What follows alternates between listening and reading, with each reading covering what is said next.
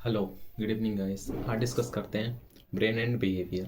मतलब हमारा दिमाग क्या होता है, हमारा स्वभाव क्या होता है। मतलब जो हमारा दिमाग काम करता है वैसे ही हम लोग क्या करते हैं, बिहेव करते हैं। मतलब वैसे हम लोग कार्य करते हैं या काम करते हैं या एक्ट करते हैं जैसे कि जो हमारे दिमाग में चलता है। उनका कनेक्शन क्या होता है वही हमारा कहलाता है ब्रेन एंड बिहेवियर। इसमें से कि हम लोग साइनेप्स पढ़ेंगे, साइनेप्स क्या होता है और ब्रेन हमारे कैसे बॉडी को होल कंट्रोल करता है। चलिए यार डिस्कस करते हैं ब्रेन एंड बिहेवियर। मतलब मस्तिष्क एंड हमारा स्वभाव।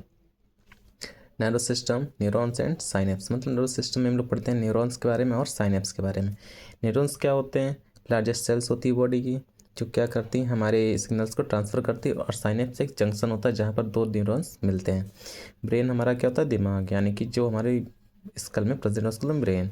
और बिहेवियर क्या होता है? हमारा एक्शन, जो हम लोग एक्शन करते हैं। इसमें फर्स्ट पॉइंट है, the entire behavior is effectively managed and controlled by the coordination and functioning of the nervous system। यानी कि जो हमारा बिहेवियर है, स्वभाव है, वो अफेक्ट होता है। मैनेज मतलब मैनेज करने की, जैसे कि हम लोग मैनेजमेंट करते हैं वो, एंड कंट्रोल मतलब जो कंट्रोल करते हैं। बाय द कोऑर्डिनेशन मतलब बहुत सारी चीज़ें हम लोग एक्शन करते हैं, एक साथ करते हैं। तो इसके लिए हमें क्या चाहिए? कोऑर्डिनेशन चाहिए। फंक्शनिंग ऑफ द ब्रेन, जब हमारा ब्रेन क्या करता है? फंक्शन करता है, तभी बॉडी को कोऑर्डिनेट कर सकते हैं या बॉडी को तभी हम लोग चला सकते हैं जब हमारा कोऑर्डिनेशन होता है। जैसे कि हम लोग चलते हैं तो एक पैर आगे एक पैर पीछे, ऐसा तो नहीं दोनों पैर साथ बढ़ाते हैं, यानी यही हमारा क्या कहलाता है? कोऑर्डिनेशन। नेक्स्ट है learning also great intent is controlled by the nervous system. मतलब जो लर्निंग होती है वही हमारी क्या करती है? कंट्रोल करती है नर्वस सिस्टम को। मतलब हमें कब क्या कैसे करना है, हम कैसे सीखते हैं? लर्निंग के थ्रू, मतलब सीखना कैसे, जैसे कि कैसे हमें चलना है, कैसे बोलना है, किसके बाद क्या काम करना चाहिए, क्या पहले करना चाहिए, वो क्या है? लर्निंग। वही हमारे प्रभाव क्या किस पे डालती है? नर्वस सिस्टम पे। नेक्स्ट है any defect in the spinal cord और brain seriously affect the intellectual growth. मतलब जब हमारी स्पाइनल कॉर्ड और ब्रेन जब डिफेक्ट होता है तो हमारा इंटेलेक्चुअल ग्रोथ, मतलब प्रॉब्लम सब स्किल्स हो गई, लर्निंग हो गया, मेमोरी हो गया, थिंकिंग हो गया, सारी चीज़ अफेक्ट होती है। मतलब वो चीज़ में डिप्रेस होती है, या हम लोग सोच नहीं सकते, वो होता है। नेक्स्ट है during emotional outburst nerve tissues alter level of hormone secretion by some glands, consequently influencing the emotional behaviour of the individual. मतलब जब ड्यूरिंग हमारा क्या होता है? इमोशनल आउटब्रेस्ट होते हैं, मतलब जैसे हम लोग रोते हैं, गुस्सा करते हैं, तब टिश्यू, नर्वस टिश्यू क्या करते हैं, नर्व टिश्यू क्या करते हैं? अल्टर लेवल ऑफ हार्मोन, मतलब हार्मोन्स के लेवल में दिक्कत आती है। वो सिक्रेट क्या करते हैं? ग्लैंड्स को कंस्टिट्यूएंसी इन्फ्लुएंसिंग, जो क्या करते हैं? हमारे इमोशंस को अफेक्ट करते हैं। मतलब जैसे कि हम जब गुस्सा करते हैं तो हमारे हार्मोन्स क्या होते हैं? हाइपो या हाइपर सीक्रेट होते हैं, जिससे हमारे न्यूरोट्रांसमीटर्स का लेवल बढ़ता है या घटता है, जिससे हमारे इमोशंस अफेक्ट होते हैं। नेक्स्ट है the process of growth and development is also directly and directly controlled by the functioning of the nervous system. जिसकी जो प्रोसेस होता है हमारा ग्रोथ एंड डेवलपमेंट का, इज आल्सो डायरेक्टली मतलब जो क्या होता है? डायरेक्टली और इनडायरेक्टली कंट्रोल होता है किसके द्वारा? नर्वस सिस्टम के द्वारा। मतलब जो भी हम प्रोसेस करते हैं ग्रोथ एंड डेवलपमेंट में, सारा कंट्रोल कौन करता है? Nervous system.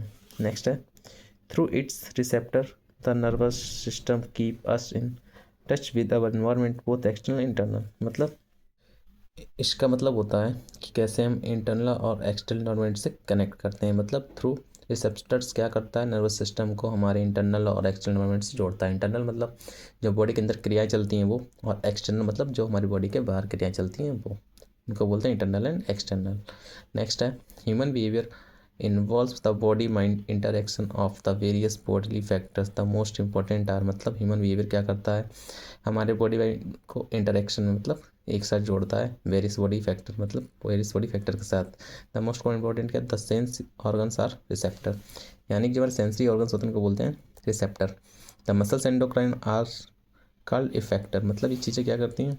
ये रिसीव करता है, लोग हर चीज़ को कलेक्ट करता है, ये क्या करता है? अफेक्ट करता है, यानी कि मसल्स और एंडोक्राइन ग्लैंड्स, जैसे कि पैनक्रियास, लीवर क्या है? एंडोक्राइन ग्लैंड्स हैं, जो क्या करेंगे? इफेक्ट करेंगे। नेक्स्ट है the nervous system which is the connecting और इंटरेक्टिंग मैकेनिकल या मैकेनिज्म कॉल्ड कनेक्टर। मतलब जो क्या होता है? नर्वस सिस्टम जो क्या कनेक्ट करता है हमारे, या कैसे इंटीग्रेट, मतलब एक के बाद सीक्वेंस में जो हम लोग काम करते हैं उसे बोलते हैं कनेक्टर। जैसे कि कार चलाना, जैसे कि हम लोग साइकिलिंग करते हैं, बाइक चलाते हैं, या हॉर्स राइडिंग करते हैं, उस समय जो स्किल्स की ज़रूरत पड़ती है वो क्या कहलाता है? मेरा कनेक्टर। मतलब जो एक के बाद एक क्रियाएँ कराने में हेल्प करते हैं।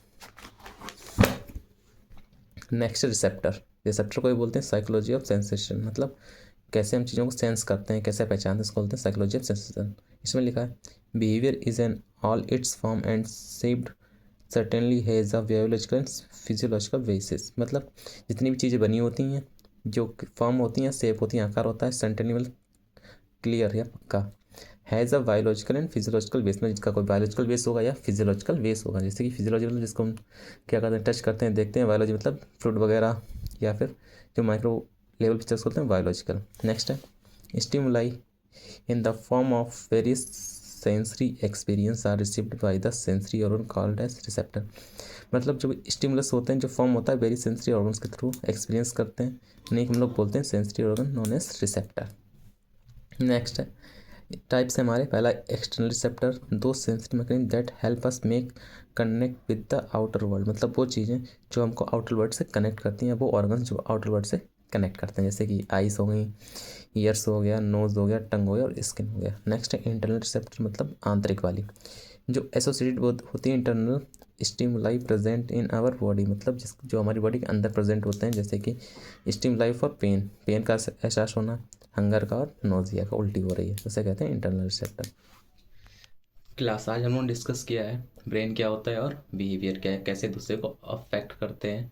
अगर आपको मेरी क्लास समझ में आती है तो मेरे चैनल को लाइक कीजिए, सब्सक्राइब कीजिए। Thank you class, good night.